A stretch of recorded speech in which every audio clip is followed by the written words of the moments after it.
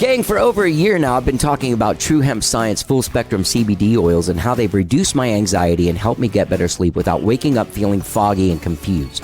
I've also talked about the full spectrum CBD bombs that relieved my hand pain last year and made playing piano and guitar much easier. Well, gang, today I'm going to tell you about True Hemp Science organic gummies made with full spectrum hemp oil that are available now.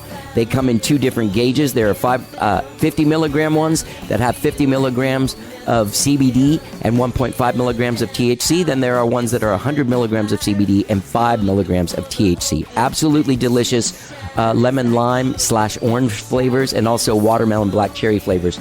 Super, super delicious. Now, they also have a complete line of full spectrum CBD products, including oils, tinctures, skincare lotions, sports rubs, chocolates, gummies, all kinds of stuff. Well, gang, How Did I Get Here has teamed up with True Hemp Science to bring you a very special offer that benefits all of us. Spend $100 or more at truehempscience.com and you will get a free gift. Just enter the code HDIGH at checkout. There's a little code placed there for you to enter it, HDIGH, and you will get a free gift with purchase. That's right. Go to truehempscience.com and balance your body and mind with True Hemp Science. Let's get down.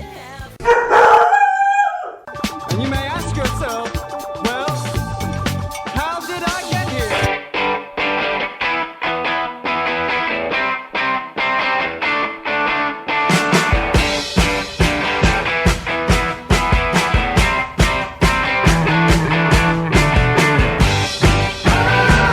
It's time for How Did I Get Here? And now here is your host,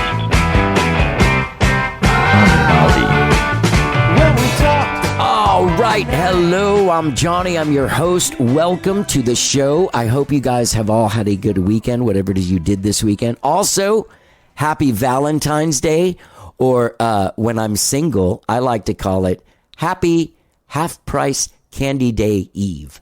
That's right. Tomorrow, when I go to the store, all of the Valentine candy, all of it will be half price. You'll be able to run down the aisles and buy like 1 pound of heart-shaped M&Ms for just $2 probably, or $3. Who cares?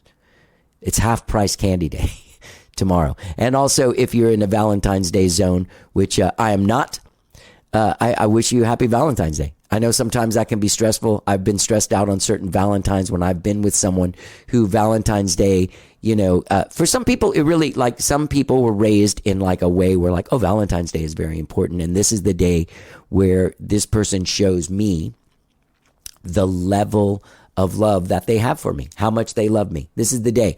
If they fail at this day, there's going to be some questions. There's going to be probably a time of, you're going to be on a time of restriction. Not going to answer all the calls or texts because you just didn't do Valentine's Day right. There's a lot of pressure for some people on these days. Now, I've been in relationships where it was a lot of pressure and where it wasn't a lot of pressure. And I do prefer the non-pressureful Valentine's Day because Valentine's Day is hard. It's hard. You got to kind of get things going, unless you think about it weeks in advance, which that's a difficult thing for most anybody to do. Oh, yes, I made our Valentine's Day plans the day after Thanksgiving. Yeah, I made sure that, nobody does that. If you do, I commend you. Congratulations. You're going to be a better person than me and most people in the world. Anyway, also Valentine's Day is kind of made up, isn't it? Doesn't it seem like it's kind of made up by somebody to make a bunch of money, like the flower people or the card people? Is it a Hallmark holiday? Who made this up? How long has it been around? It's like a pretty commercialized holiday where you have to spend money on it or you don't. You're like unsuccessful in your endeavor at being somebody's Valentine. I don't know, dude. That sounds pretty dark, doesn't it? I'm sorry. I have a better view about last year. I was in a situation with somebody. With my ex, we had gotten together a third time, and Valentine's Day was in that sort of like 3-week period that we reunited, and Valentine's Day, I have no recollection of. I remember we were in Valentine's Day. I remember talking about Valentine's Day, but I have no recollection of what we actually did on Valentine's Day. So think about that. Think about that. If you're all stressed out today trying to figure out what you're going to do to impress somebody else, think about next year. You're probably not even going to remember what it was. I mean, I might have blocked it out of my mind, right?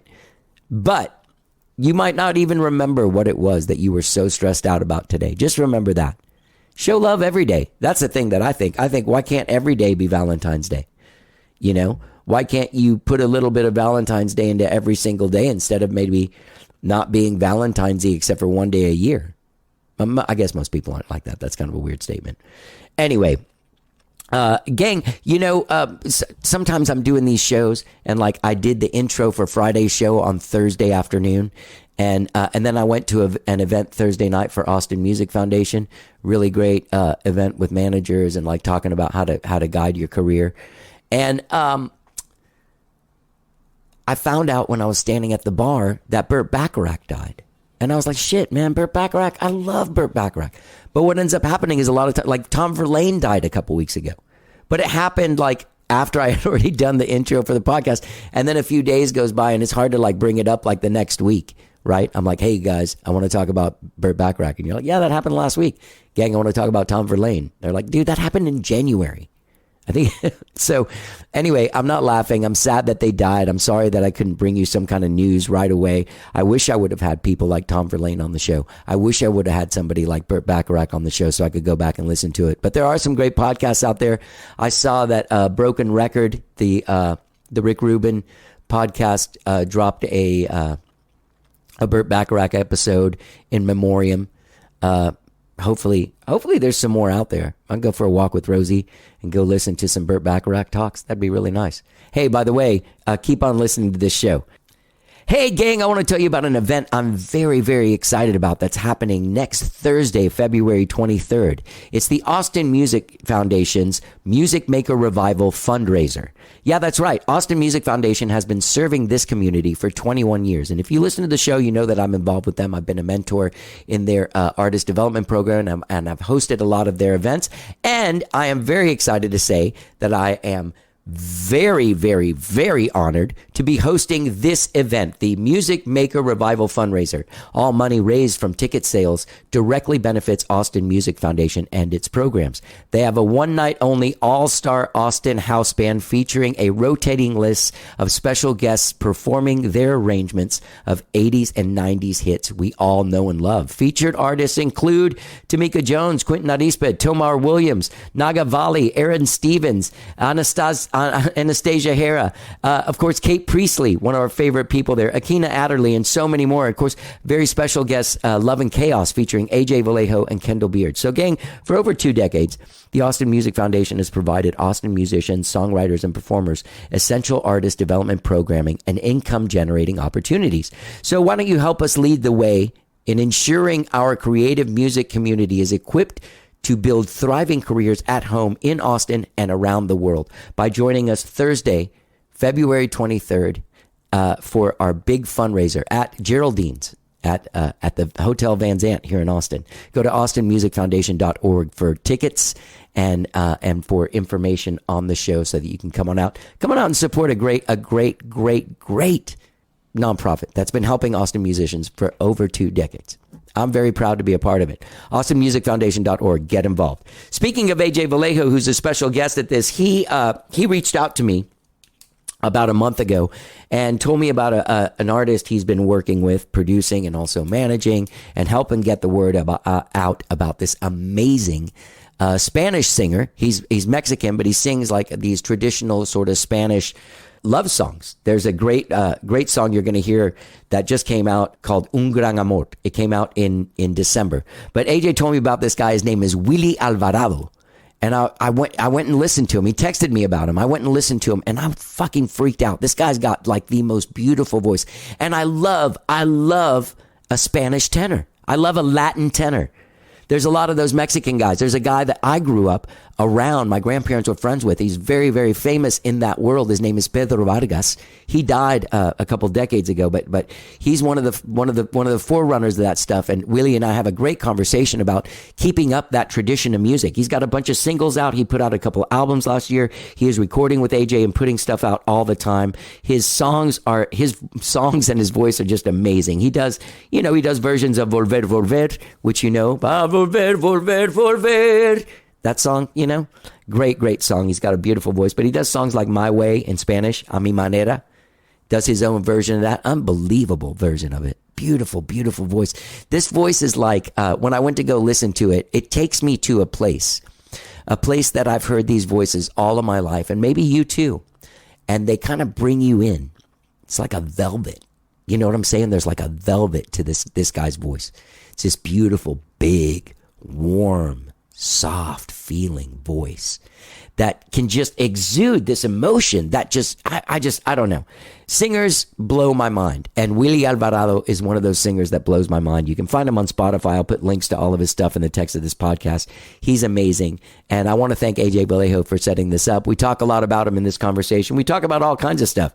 He's had an interesting life and an interesting career in music. Like he started out, he went into this restaurant thing and it ended up really being a drag on his life, but he talks about it and he's out of that scene and now he's out there and he's making music and he's working with AJ and it looks like they're moving forward. And I want you to go out and hear this music. I love Spanish music.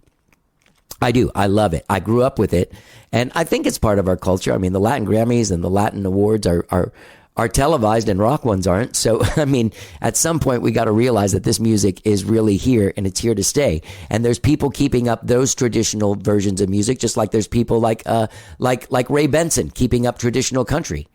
So, Willie's a fascinating guy, a really sweet guy. We have a really fantastic conversation. He's got an amazingly beautiful voice. I recommend you go listen to it right now. So without further ado, you'll hear the song Un Gran Amor, his latest single, available now wherever it is you stream and download your jams. This is me and Willie Alvarado chatting it up. Let's get down.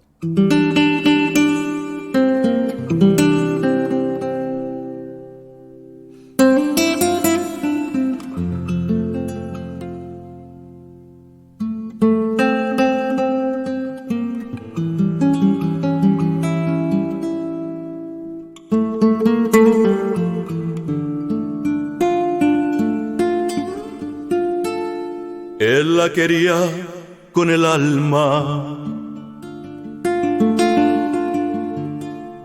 todo el corazón le dio. I'm trying to find a way to say what I think, but I think we were talking about it a minute ago. You come from a legacy, right? What you do is you're the new generation of dudes that sing those songs. I think I'm trying Right? I'm trying to be. I hope Yeah. I do it justice, you know. Oh my God, you totally are. Like when AJ sent me that stuff and I listened to it, I was just like, I just love your voice. It's just amazing. And you Thank take you. songs that like, there's songs that are like tests. You know what I mean? Like My Way. Or, Right. A Mi Manera, or Volver. Like these songs have been sung by many people, and it's kind of a test. Like if your version doesn't cut, like Frank Sinatra sang that stuff. Elvis sang that. Like you have your delivery at the end is very Elvis. It gives it more of a Latin flavor, gives it that drama a little more. Thank you. Which I like. Yeah. Yeah, But it's been now that you say that, I would select very difficult songs to sing, you know. yeah. Yeah. And so what about your own songs? Like do you write as well? Yes. Okay. So like a song like Un Gran Amor, is that one of your songs? Right. Yeah, I started writing that song. Started writing with a broken heart, you know, and on an envelope. Actually, I just started writing it one morning, and then I kind of got stuck a little bit, and then we met with AJ Vallejo, Hayden Vitera, and Alex Ruiz. Oh yeah. Nothing but rock and rollers, you know, great musicians and artists. And so we continued writing it, and it took us like 5 more minutes, and we finished it. And so, you know, we made the agreement that we're gonna split 25% ownership on that song For you guys. Yeah, so it just those guys are so amazing, and so you know a lot of work goes into the production, as you know, but it's we're very happy with the final product, you know, really are. Who is playing like on Hoy Me He Vuelto a Enamorar? Who plays guitars on that? On that? You know, Is that AJ? No, Okay, that's 'cause I was gonna say, we like- were gonna redo that song. That song was written by a very famous songwriter, Pedro Reina, his brother was Cornelio Reina, who was one of the original singer of Los Huracanes, which is Ramon Ayala now. Right. Him and Ramon Ayala and Cornelio Reina were the Cornelio sang and played the bajo sexto and Ramon the accordion. And they were discovered in Reynosa, Tamaulipas, Mexico, in the early 60s. Yeah.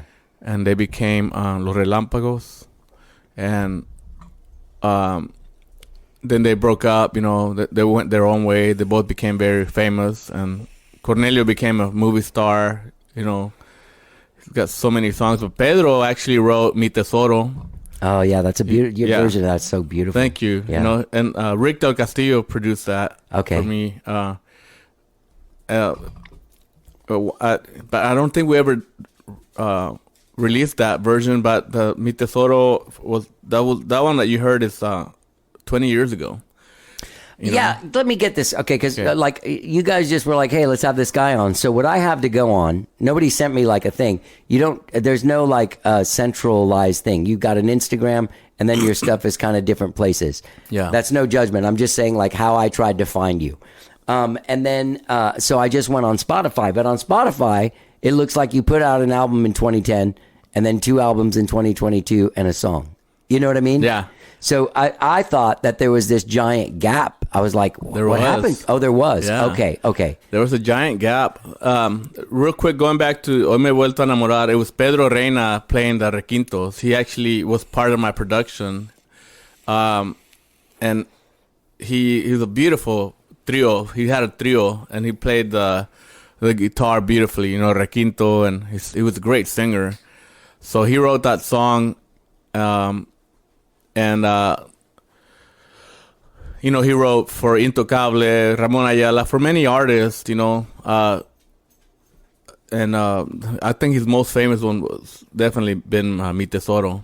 That song has been an iconic song. Yeah.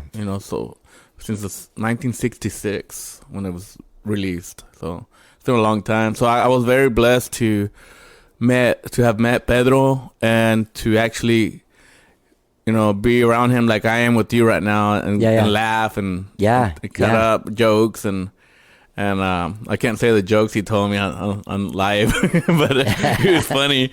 But he passed away 2 years ago, and he's a very elegant man. I always wore a suit, just very cool. Like, You have that as well, like the whole presentation, your voice, like the way you sing, and there's an elegance to like these songs and to the way that you do them.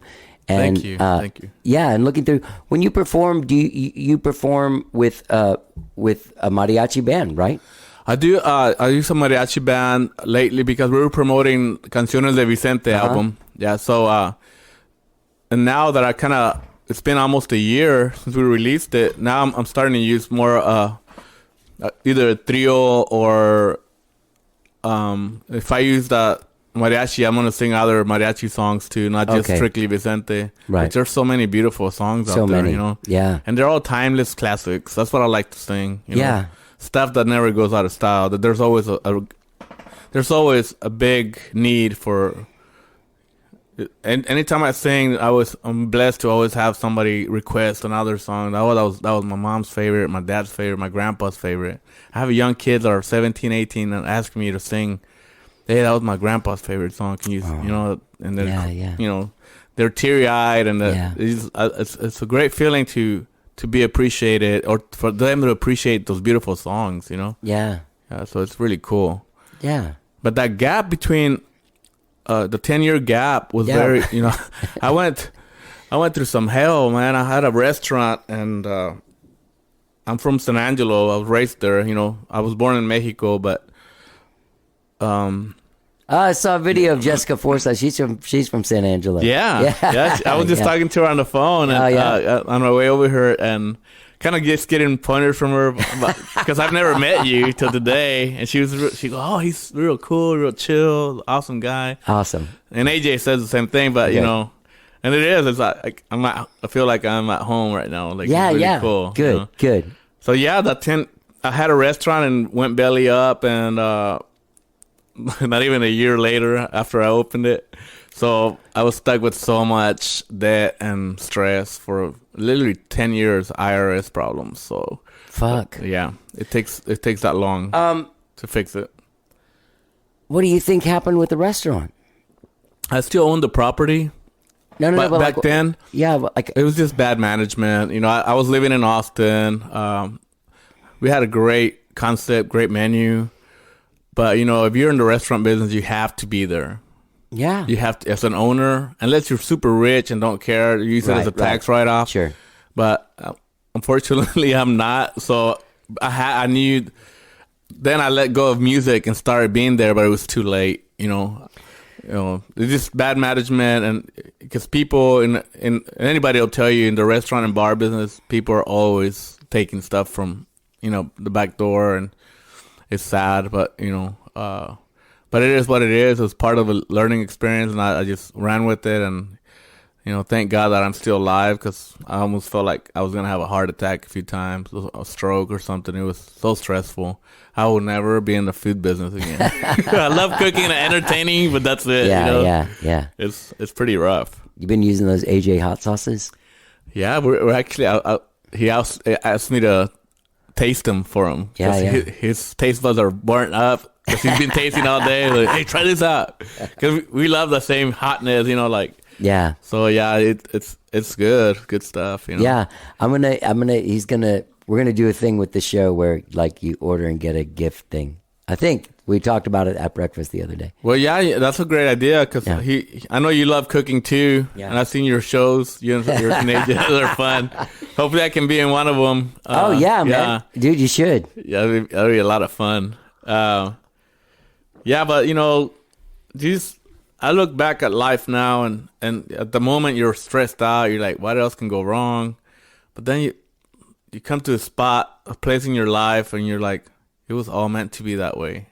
That's part of the plan, the what do you call the process, Yeah. And but you grew up Catholic like I did, and the suffering thing is something that you know what I mean? Yeah. Did you feel like it was? So, are you a religious person at all? I am. I don't believe in one certain religion anymore. Right. I do believe in God tremendously. And if I'm offending, but not in the way it was presented right. I mean, it's a pretty dramatic presentation, and when you think as you get older and you start figuring stuff out, it's kind of hard to believe that exact story. The ideas behind it are beautiful, the most beautiful of all. I mean, I think like Jesus, if he was a real guy, was the greatest.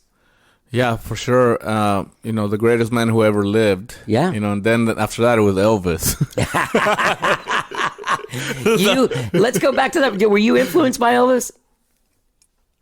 I was born in Mexico, and being a kid, we were little, and moved to the U.S., and I would hear all the neighbors crying about Elvis, the ladies.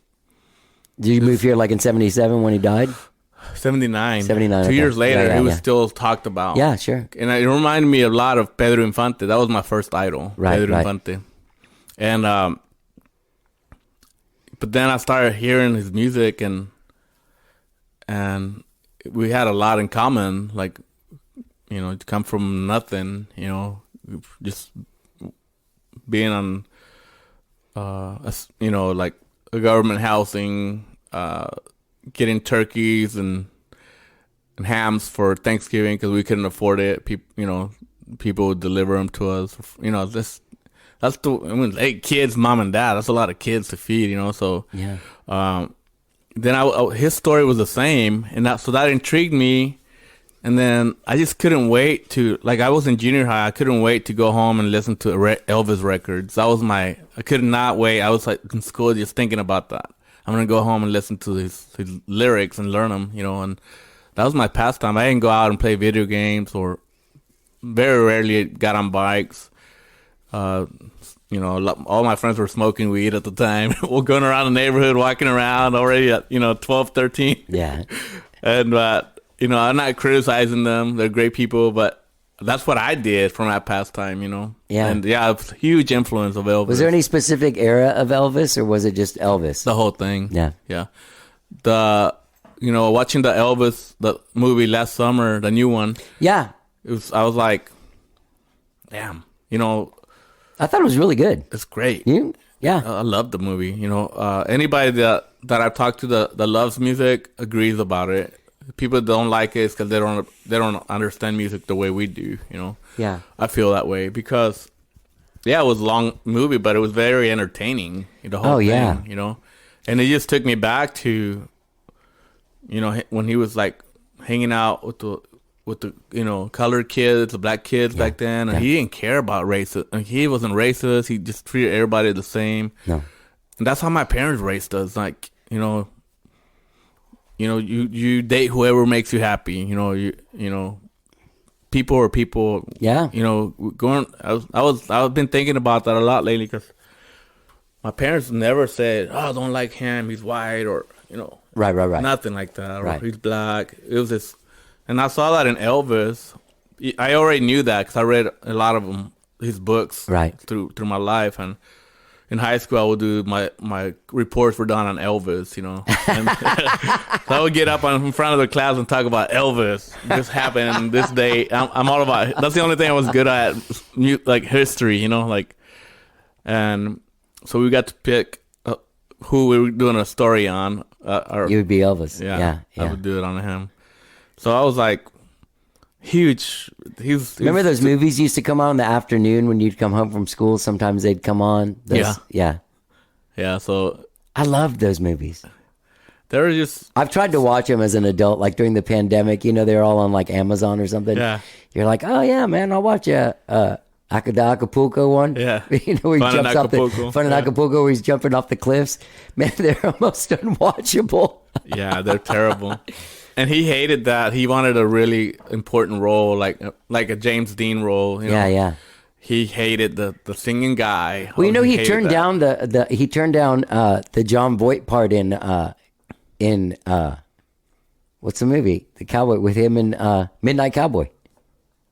Like with the first rated X movie to be released as a movie because there was so much weird gay stuff in it. But yeah. What a great icon though, Elvis. Yeah, I mean he almost died broke, but he did what he wanted to do in his life. Actually, a lot of people never knew that he never did music outside the U.S. except Hawaii. Right, which is U.S. It's U.S. territory. I had that record when I was growing up. Yeah. The live via satellite Aloha from Hawaii album. Cool, I had right? that. Yeah. So, he did so much. What an icon. Yeah. To be able to do that in the times where there was no social media, no videos, music videos like MTV came out, few years after he died, Yeah. There's like those people that say that the world was black and white and then Elvis came and it was in color. Yeah, I mean, you saw that in the movie and it really happened that way where, Colonel Parker thought, I'm not gonna promote a colored boy. Like he's not black, he's white. Yeah. What? Because he had the soul for learning that from the gospel singers and the blues singers. He loved that. And you would think he was black because the amazing vocals that gorgeous. Yeah. All right, look, he learned from. This is not a review of Elvis's career. Okay, we got to talk about you, man. So let's go back. So what's the town you're from in Mexico? I was born in a little village called El Manantial. It's the spring. Before it dried up, it's called El Manantial. It's right outside of the city of Torreon. Torreon, Coahuila is the biggest city in Coahuila, which is the same state as Saltillo. Okay. Saltillo is known for the tile, and that's the capital of Coahuila. But Torreon is bigger, and that's the region where Pancho Villa would travel. Oh, really? He would fight there, the Mexican Revolution. In that was his town, Torreon in Chihuahua. So I was very fortunate to be born there, because I had an amazing childhood. Just walking around barefooted, playing soccer, and just doing what kids do. That's so funny. Now I can have someone to have this talk with because, like, we not only lived in like 14. I was telling Willie earlier, audience, that I lived in Mexico from when I was 4 till I was like 7. But like there was a freedom. I'm imagining it was the same time, like early 70s kind of time. Yeah. And I remember playing marbles, but like competitively, like gambling, like losing my marbles to like going home and my mom being like, ¿Qué te pasó? And I'd be like, I lost my marbles. I'd lost them in the streets, like betting as like a 5-year-old or 6-year-old. It was so cool. It was so cool because we had those different games of marbles. Like you put 6, you know, you would like throw them in the hole, like slide them, you know, roll them into the hole, and if you made odds or you know even. Oh yeah, I remember that one. Yeah. You know, depending, and then you win big or lose big. Right. You know, yeah. There were so many games, and or just you know, like hitting the other marble from far away. You know, some guys were so good at it. You know, like they had that perfect shot. Like bullet, you know. They would break your marbles, stuff like that. There were guys leaving there with like 15 pesos and stuff. Yeah. It was gambling for kids. Yeah, so and then we had the season of the tops, you know, the spinning tops. I love that. Yeah. Yes, I remember that so well. Oh my God, we used to go to Oaxaca and to. Have you ever been to Mitla? I haven't. Which is a little. You know of it though, right? Yes. Okay, so we used to spend a lot of time down there, and I remember the tops in Mitla. Yeah. Like I had some friends there, and they were like top guys. Yeah. The mesquite ones were the hardest ones. So some of those were made with softer wood, and they would just break. And those guys were so good at spinning them, and pop them, and break them, and it was cool, man. It just we had a season for soccer, football, which is and soccer, and then we had a baseball. The hula hoops. We just always stayed active and outside. Yeah, running around outside. Yeah. Do you have kids? No kids. Thank God. It's funny now. It seems like AJ's kids are cool. They're real cool. Really cool. I think it would be really weird now though having kids because the culture of like there's so much danger outside for these people, and I'm sure there is. But like. Have you ever seen when someone has a trampoline and then they have a net all around the trampoline so the kid doesn't fly? When I was a kid, I had these friends that had a trampoline and a pool and a 2-story garage. We used to go to the top of the garage, jump onto the trampoline and go flying into the pool. But like we were like 8 or something like that. But like kids would never do that now, or they're not supposed to now. Right. Yeah, we there was always somebody injured back in our day. Yeah. Someone always had a cast. Yeah. There was a season where we played war with the rocks and like the neighborhood against neighborhood. We just throw rocks and some kids just come out with a bloody head. And I lived in California after Mexico, and in California there was a rock fight, and there was a bad head injury. Kid had a real bad head injury, like cracked the skull and everything. Man, this ended the rock wars. There were so many childhood memories that we were blessed to live in. Like you can't do that anymore. Kids don't do that. You know? So it's part of our culture and our upbringing that puts everything we've gone through, including all that, is part of why that's why I sing the way I do. Yeah. That's why the guys before you did. Mm-hmm. So you had a lot of brothers and sisters? You have 2 brothers and 5 sisters. Jesus. Yeah. Ocho. Ocho. That's 8 kids. That's how many my dad comes from. 8 kids in his family. So see, we had the oldest was a boy. He passed away at almost a year old. Oh. Yeah. So and then my mom had a miscarriage. She was almost 6 months in her belly, in her womb, and so she died. She was so she would have been 10. Yeah. So then there's 4 sisters. It would have been 5 sisters. Right. Than me. Oh. I was the first boy after my brother died. Yeah. So sorry. Yeah, it's just I've heard of Fernandito. That was his name, Fernando. Yeah. I heard his name all my life, and so Maria was the little girl's name, but she, all those they're very dear to my heart, even though I never met them. It's just part of our life. And it's beautiful that your family didn't put it away and not talk about it. That they kept it part of they're still part of our family. Yeah, I know. in Mexico, my mom would fumigate with the pump for the mosquitoes and flies. So we'd go out in our front yard and sit on the sidewalk and view the stars. And there was very little lighting in a little village we're from. Millions so of we stars. could see the stars big time. And she would go, "That's Fernandito over there. That's Maria. That's my grandpa." So we'd think the stars were our loved ones that had passed away. So that was just like part of my mom. Was just, my dad would live in the U.S. to work and send us money. And so mom took care of all of us, So I'm very blessed to still have her. Jeez, man, that was a job. Can you imagine? We were all artists. Also, like being away. Oh, really? Oh, being also away from like your partner when you're trying to do that. And that's what they did back then, So my dad would go 2 months out of the year, and he'd send us money weekly, And I remember going to the La Tienda, the store, and we had a cardboard, and they would write down what we bought and the amount, like, So you get added up. Yeah, they pay it at the end of the week when your dad sends the money. Yeah. So it's kind of cool. It's like a credit card. Yeah, the old Mexico credit card. So when did you end up moving to Texas then? How old were you? I was 12. Okay. Yeah. Moved from Wyoming. My dad took us to Wyoming. Okay, so first you Mexico. went to, okay. Yeah. How old were you when you went to Wyoming? I was 8. That's kind of weird, I'm sure. It was beautiful. Yeah? Yeah. It's like being in a Disney movie with all the snow, Yeah. Because we've never seen snow. We lived in a mountain region in Mexico, but it was always hot and really cold at night, but no snow. Yeah. It snowed like every 50 years, Yeah. But we lived on a altitude of 5,000 feet, which is really cold at night. But if you ever been to Vegas and you see the mountains, that's how they looked where we're from, like desert, But moving to Wyoming was a culture shock, but it was a beautiful thing.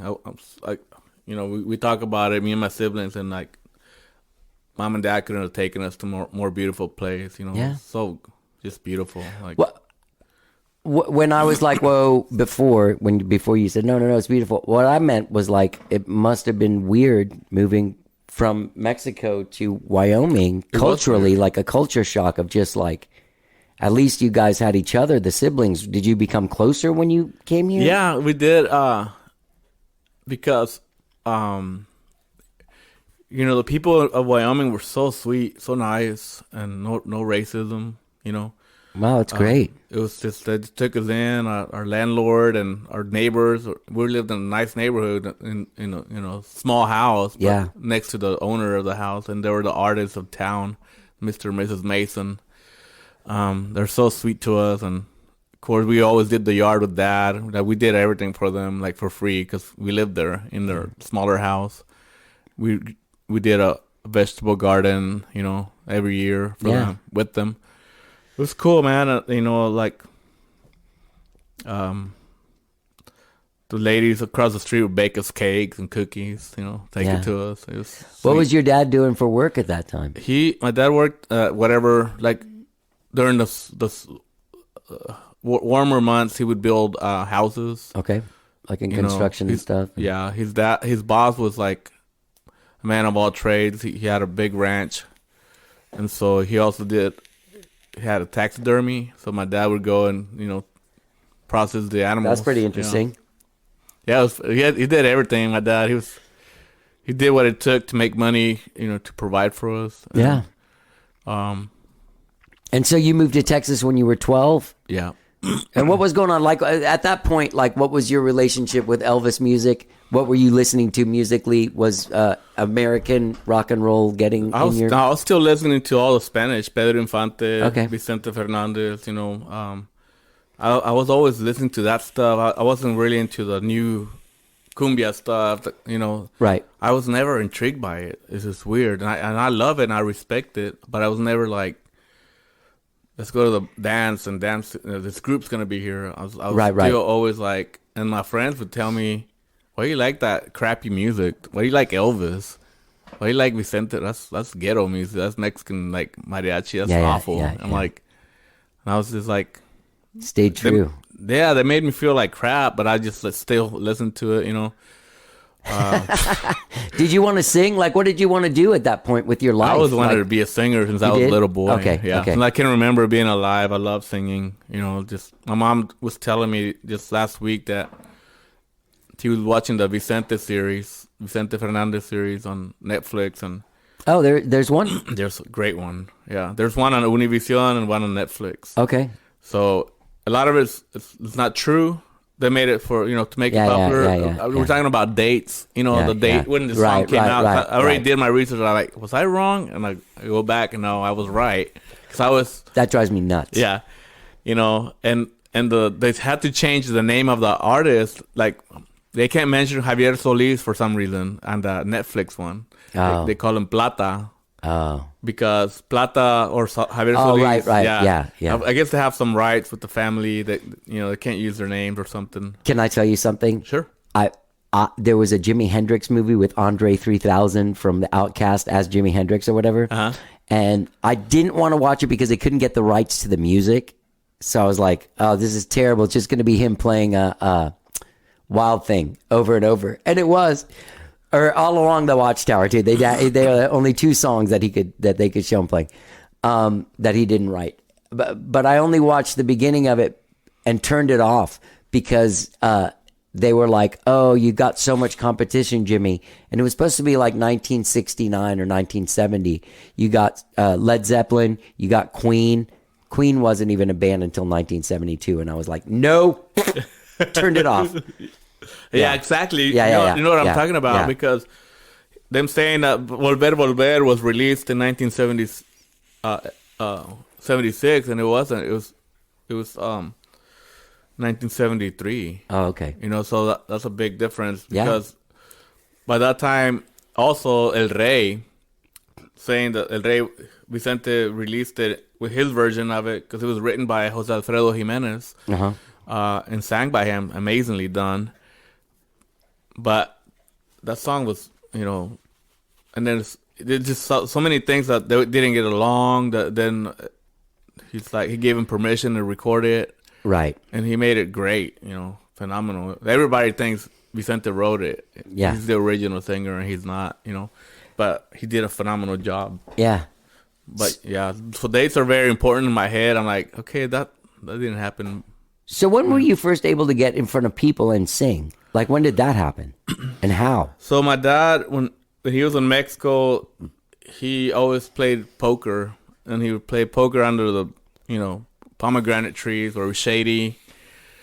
I remember all these wealthy men, my dad, that was playing. My dad was really good at any kind of, you know, gambling. Oh, so he would get to go in there and get some money. Yeah. Yeah. So he became really good friends with those rich men, and they always asked my dad and my mom to baptize their children, which is a big deal in Mexico. You To know, be the padrinos? padrinos. Oh, yeah. wow.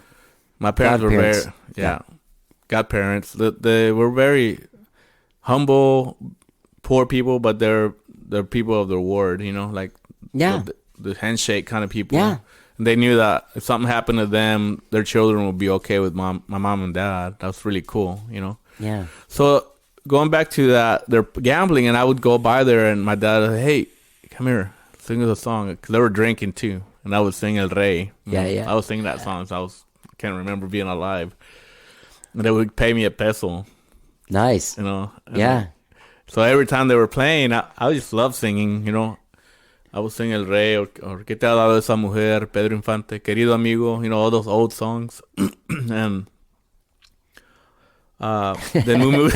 So cool. We moved to Juarez for 9 months, where we got our paperwork process, because my mom's mom, my grandma, was born in Oklahoma, so through her we were able to legally be here. You know,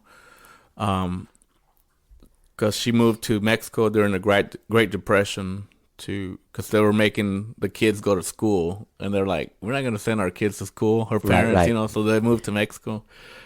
And so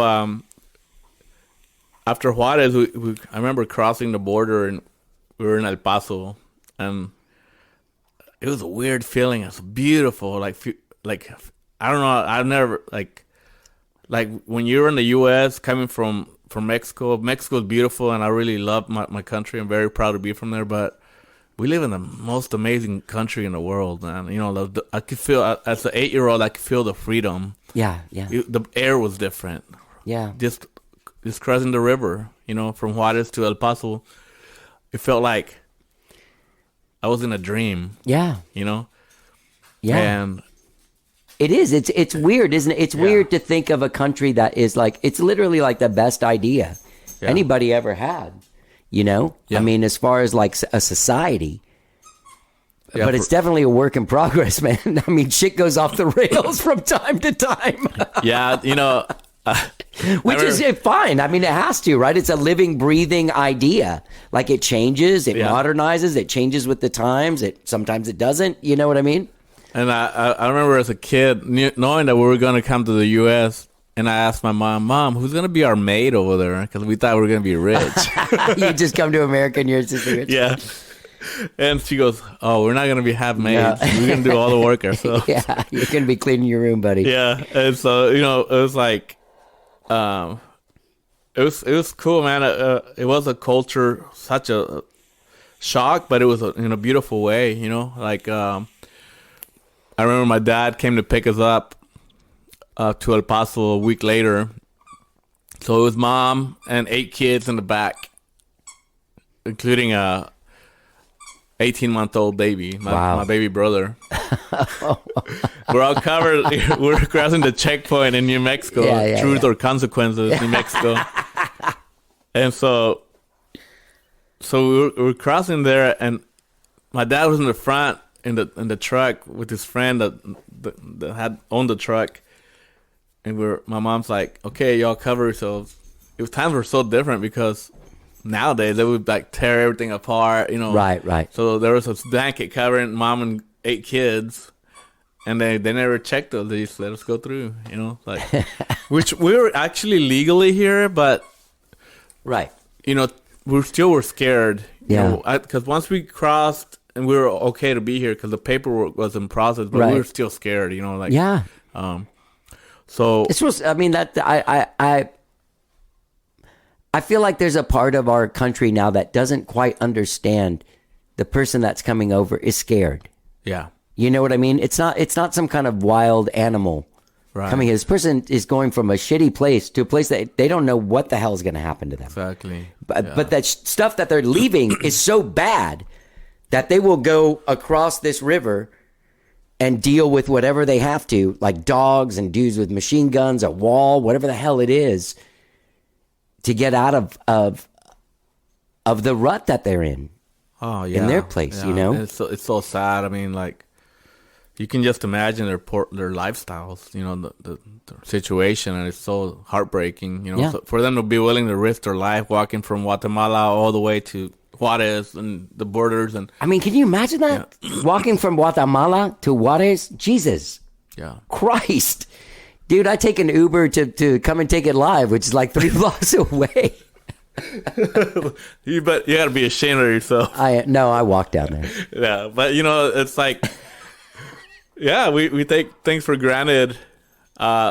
We do, and I think sometimes, especially right now, in the heat of all of this business, there just does need to remember that these are, I mean, regardless of like this, in the number of undocumented people is difficult for this country to sustain at that level. That's true, but at the same time, these are people.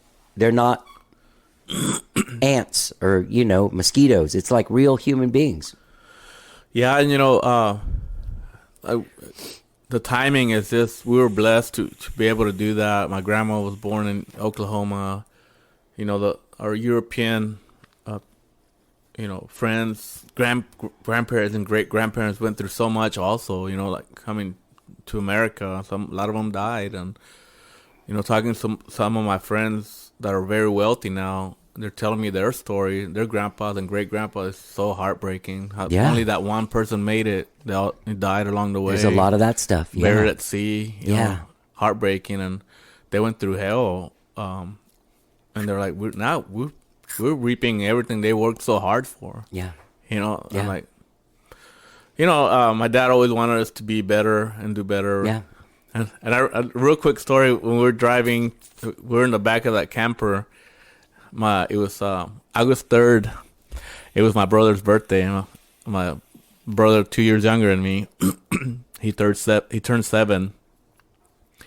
That he gets out of the blankets and says, "Mom, it's my birthday," in Spanish. "Mamá, ahora cumplo años. Cumplo 7 años." And she goes, "Get under the blankets right now," because she was scared. Like, yeah. And I remember that date, so it's always in my brain. Cause Yeah. It was when he turned 7, and he's now a very famous artist. He's a painter. Oh, really? Yeah, he's got amazing art. What's his name? Rene Alvarado. Okay. In fact, I have a book I'll give you before I leave. Oh, cool. One of his books, and just goes to tell you, like, we're so blessed and lucky. You have to have a lot of blessings and luck to make it in life. Yeah. So wait, okay. So when did you like in high school? Were you in San Angelo then? Right. Okay. Okay. So in high school in San Angelo, were you going to be a singer? I wrote on my what's your future? What are you gonna do in your Right. future? I Yeah. said I'm gonna see my name in lights, and I'm gonna be a singer. Okay. I wrote down, on my Right. What are you gonna do in your after high school? Were you performing in talent shows or like trying to? I did the high school talent show, and I think I won. I did the Elvis song, and my friend Cody Jones he played the guitar. Oh, cool. And cause I'm not AJ can tell you I'm not a I have nice guitars, but they're like I can't play, like, especially I don't like playing around AJing those guys because they're like so good, Yeah. I just play so basic stuff. Yeah. But it's gotten me through. In the 90s, I was in a band that was a 4-piece, and a friend of me and AJ's had suggested that I go to just a 3-piece because I was having a hard time keeping a guitar player. And I was like, I just can't. I don't have that skill on the... I can play all the chords, and I've got great rhythm and all that stuff. But AJ came over to my house so many times, would sit with me for hours and just play chords while I played solos and practice, and he'd give me pointers like, oh no, try to do this. So basically, like, I learned how to play lead guitar from AJ. Oh wow. Out of just the kindness of his heart. He just didn't want my band to be terrible. That's awesome. Yeah. Well, see, he wouldn't even try that with me because he knows I'm not gonna pick it up. He's like, you're lost soul in that guitar playing business. Right.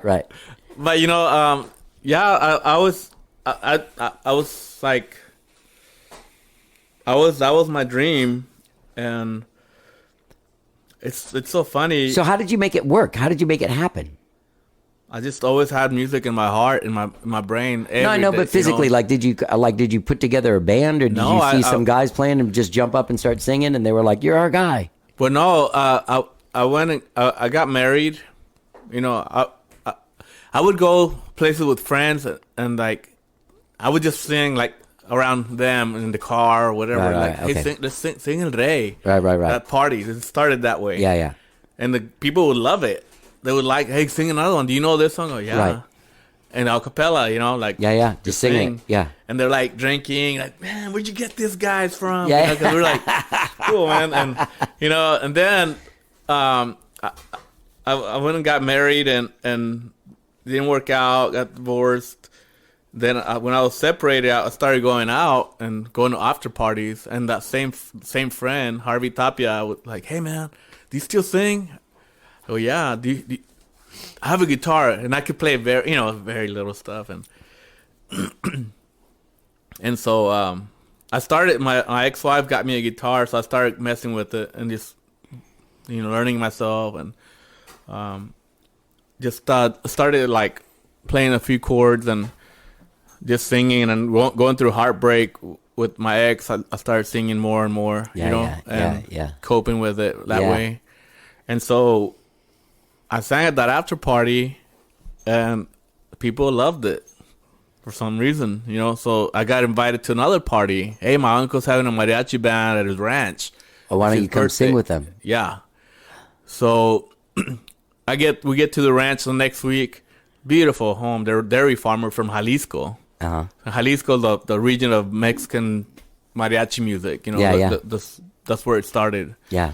And a lot of tequila drinking. That's where it's great. It was born. But so mariachi didn't show up.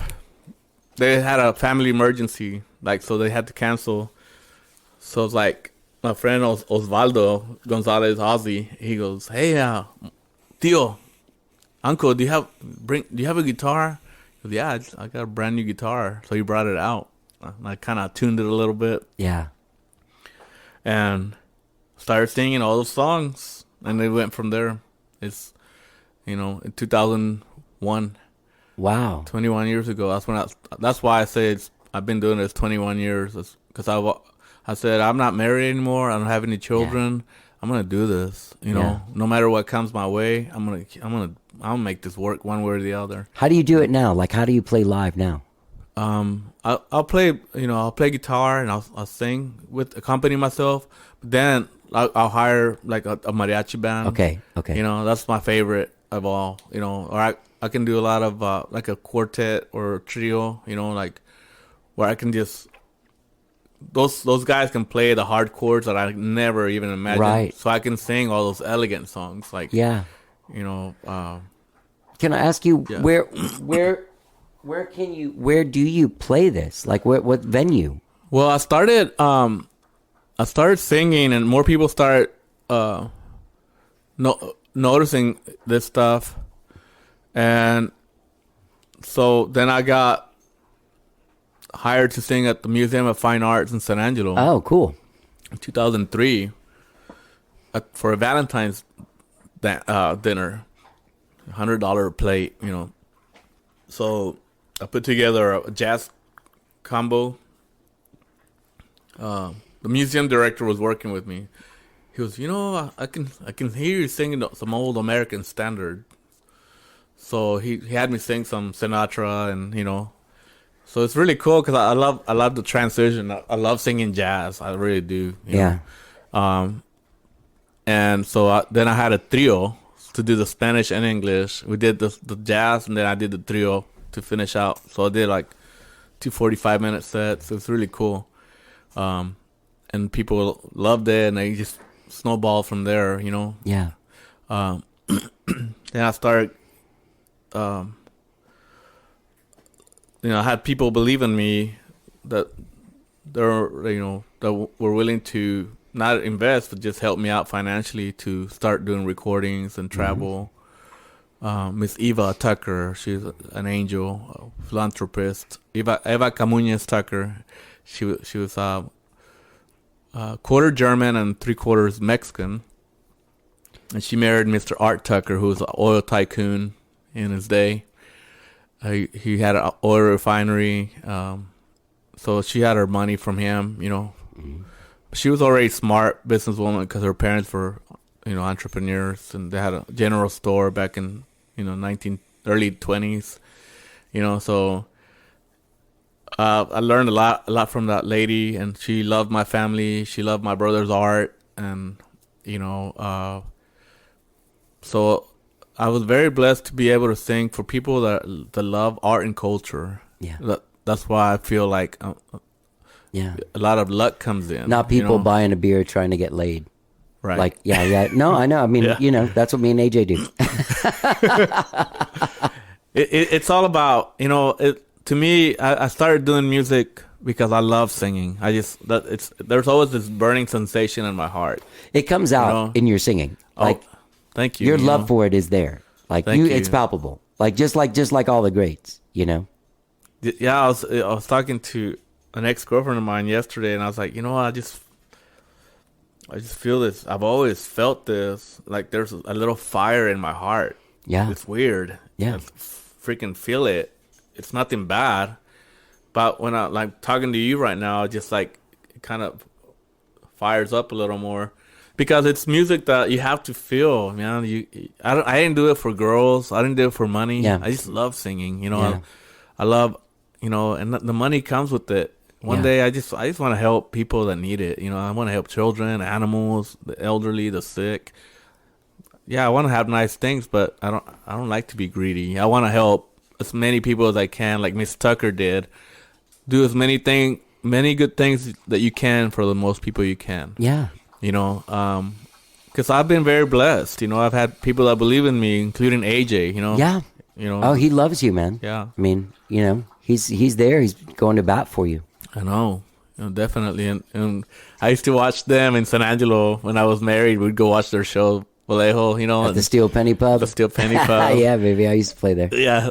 And so I was like, man, I wish I was a rock star like that. That's so cool, man, being on stage and people loving your music. And and then now, how lucky am I getting to be managed by the lead singer of that band. You know? So he's managing you. Yeah. Oh, that's awesome. Yeah. And everything, he does everything for me. Yeah. You know, it's like, he owns you. He owns me.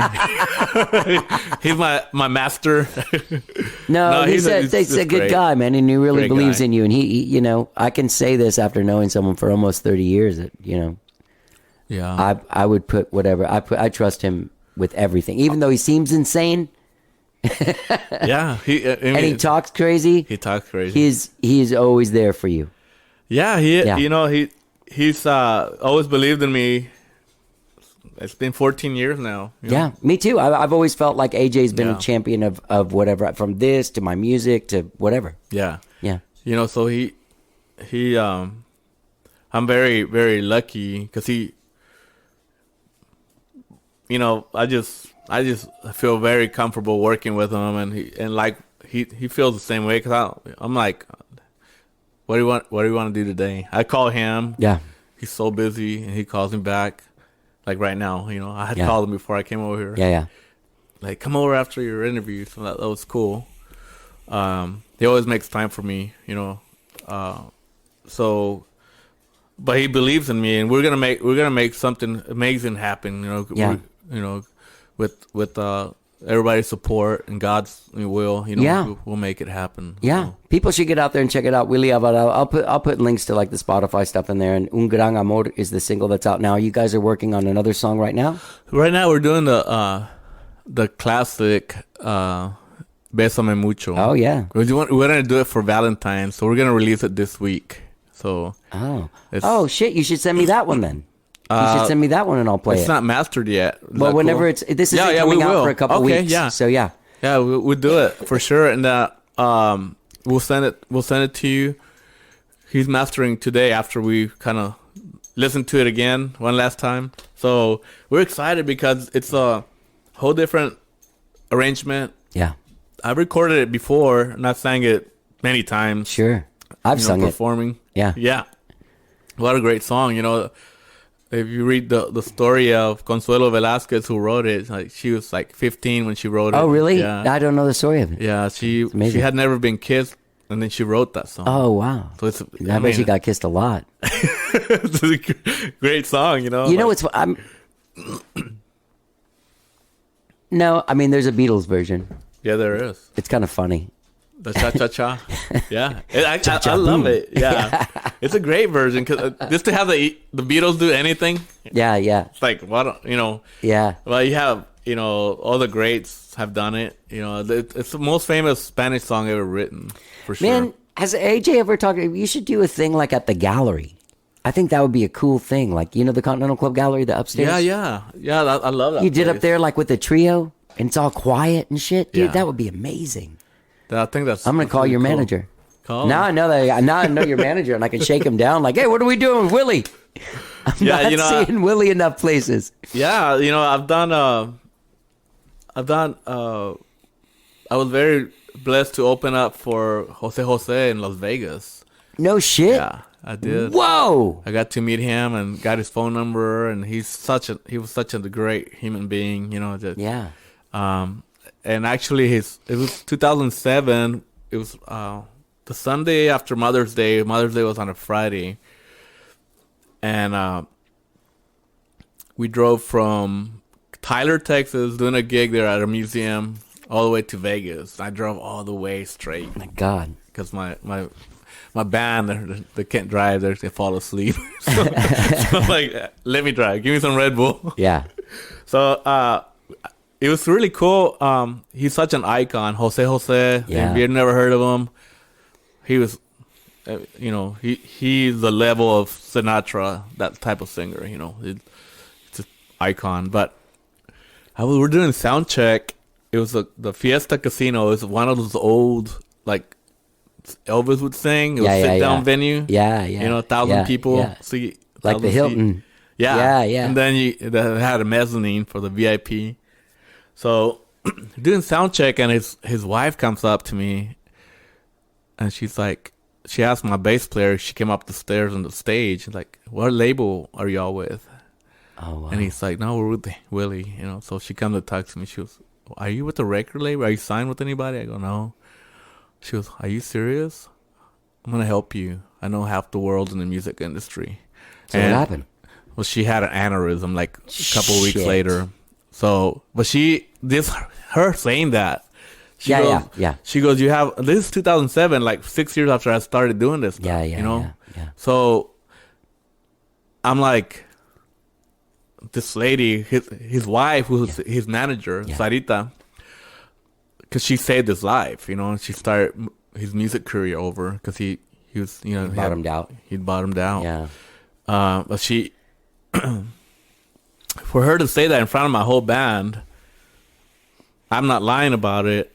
This really happened. This lady believed in me. She's like, I'm gonna help you get a record deal. Because she knew Sony, she knew RCA, all the executives, And so, I did talk to her one time on the phone. She said, let's get to it. They lived in Miami, so we never got to make that trip. So it's all about timing, I always believe it's in God's timing. So I'm a lot more experienced. I think I sing better. If that opportunity came now, you'd be ready to go. Yeah. And like I tell AJ, I don't worry anymore if somebody that offers that, hey, I can have you. I don't care anymore. Like, I don't worry about it. I used to. Like, somebody's gonna want me to do something big. You know what I mean? Yeah. Want us, because I always include him because he's put so much time and effort and money into my career, but AJ's a master of working with a very minimal budget. Yeah. He's just so creative, and we really make it is. happen. Yeah. That stuff you guys are doing together sounds great. It really does, Thank man. you. He's doing such a great job. You both are. Yeah. Yeah, thank you. Great job. It's been a great honor to be part of their family, the Vallejo family. They're just so cool. I got to meet his sweet mama, and sad loss. Yeah, tremendous. Yeah. And so he always tells me, answer the phone, it's your mom calling. I make it a habit now of always, because I usually call her every day, but sometimes you forget that one day, so. You don't want to do it that day. No. No. So, yeah. And so, we learn a lot from each other. You become one. When we're in the studio, we're like, our minds are working together, and he's open to my ideas because, or he'll tell me, I don't think that's going to work, or, we'll try it out. But, I've been very blessed, and it's all about God's timing. The process, it was what it was. Heartbreaks, losing restaurants, losing money, partying too much. Whatever happened, it was part of the process, Yeah. I always believe that. Yeah. Yeah. And I'm watching the Vicente Fernandez movie, same thing. He went through so much. Yeah. Oh Is my it called God. Vicente Fernandez? What's it? El Rey. El Rey. Okay. Like the song. Like your song. Right. So check it out. I'm gonna check it out, man. Because it just tells you a lot of what he went through, and the people that didn't want him. His other singers that hated him because they were jealous, or they didn't. He was never like that. He was just like, man, whatever. I'm just here to sing, Yeah. And That's one thing about AJ. He never really. I mean, I've maybe heard him talk smack about two people ever, and probably rightfully so. And it was very rightfully so. Yeah. Because it was more of they hurt his feelings. Yeah. And he's like, I don't like that person. They're mean. Right. So yeah, he's a good guy, man. Yes.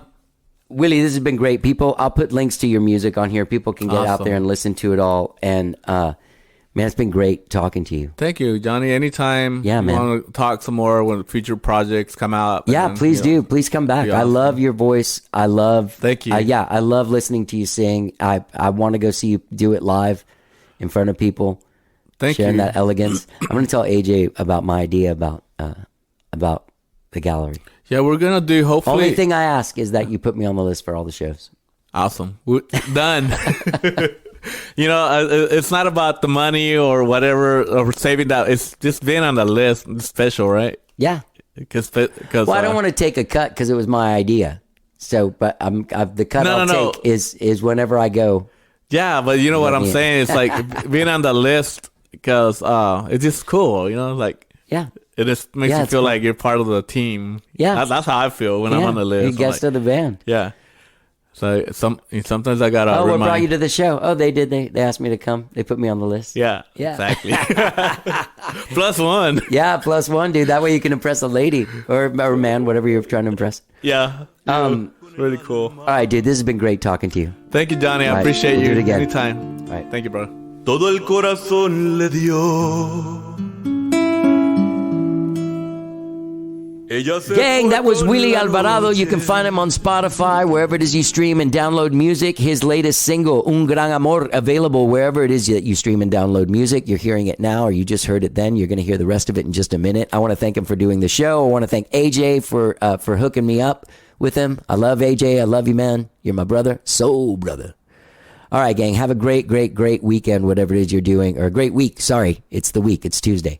I'll talk to you guys on Friday. Have a great week. Oh, hey, gang, don't forget, when you're out there checking out Willie Alvarado's stuff, you can subscribe to this podcast wherever it is that you find podcasts, be it Apple Podcasts, Spotify, TuneIn, Overcast, Stitcher, anywhere. New shows every Tuesday and every Friday. Get involved. Please leave us a comment. Leave us some stars. Let us know what you're thinking. Follow us on Facebook. How did I get here? You can follow me on Instagram and Twitter. I am at Johnny Gowdy. Let's hear the rest of this song, Un Gran Amor, from the great Willie Alvarado. Have a great week. Let's get down. Él perdió todo en la vida por la culpa de otro amor, un traicionero maldito que vino a robarle todo y nunca la devolvió. Ella quería volver a sus brazos otra vez.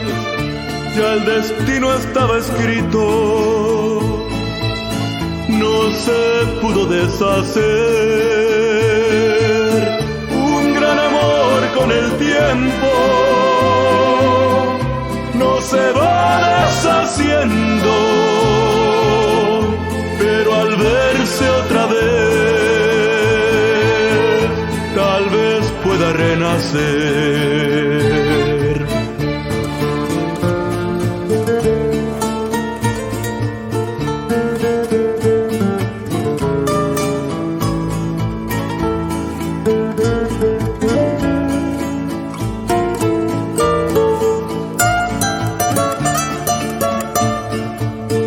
Ella estaba arrepentida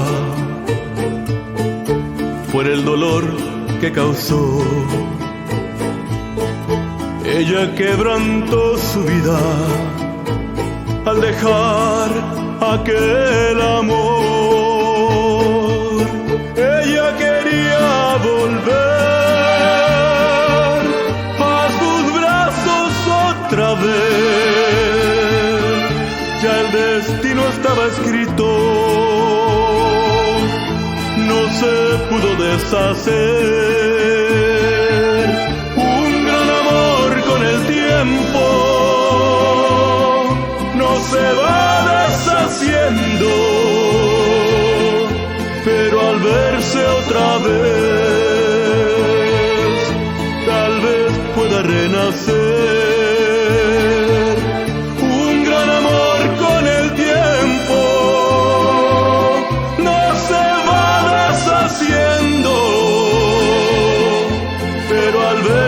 Otra vez,